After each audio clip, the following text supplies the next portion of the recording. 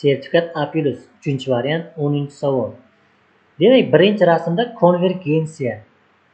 Har xil tur vakillarining bir xil sharoitga moslanish natijasida organizmlar o'zaro o'xshash bo'lib qoladi.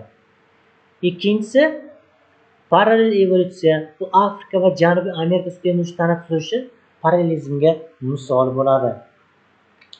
1. Konvergensiya hodisasi hisoblanadi. 1. To'g'ri. 2. Janubiy va shimoliy, janubiy emas.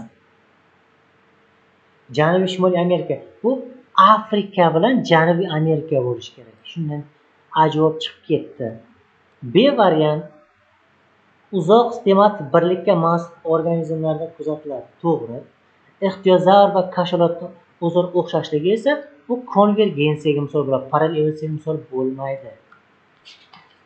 C variant bir xil tashqi omillar bilan bevosita bog'langan organlarda yuz beradi. To'g'ri. Har xil turlarning bir xil genlarida o'xshash mutatsiyalar paydo bo'lishi. Javob C variant bo'ladi.